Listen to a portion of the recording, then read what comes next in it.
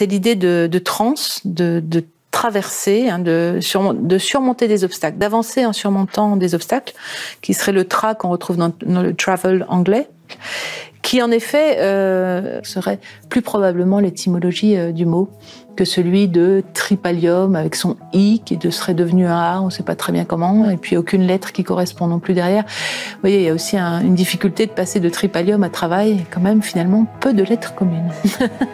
Dans notre société, le travail est très valorisé. À l'école, il faut travailler. Après ses études, il faut travailler.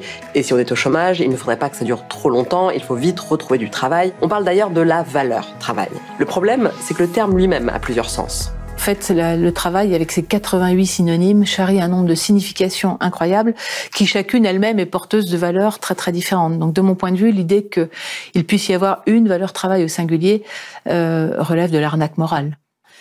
Judith Butler le dit très bien, l'intérêt de dénaturaliser un mot qui est surtout un mot qui est aussi central que celui de travail, c'est de s'en émanciper, hein, de s'émanciper à la fois de la confusion, de la polysémie et de la confusion aussi morale que charrie ce terme-là, et de s'autoriser à déplier le mot pour le repenser à nouveau frais.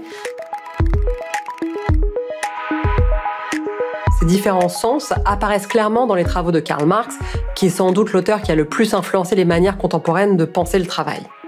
Lui-même a pu entretenir une certaine confusion, puisqu'il utilise le même mot, Arbeit, en allemand, pour dire deux choses très différentes. Il désignait en réalité deux choses. L'une qu'il a décrite comme étant, on pourrait dire, l'activité, dont il disait que c'est la vie, donc avec des pages très élogieuses sur l'importance de l'activité dans une tradition, on pourrait dire, hegelienne, qu'il fait évoluer, mais cette idée que faire quelque chose, se confronter au réel, surmonter ses obstacles, c'est quelque chose de vital et d'extrêmement important pour l'être humain. Mais Marx, avec les mêmes mots, évoque également le travail comme emploi, l'emploi qui, à son époque en particulier, prenait des formes parfois monstrueuses et dont il disait qu'il fallait absolument s'en débarrasser, d'une certaine critique très très forte de ce travail-là.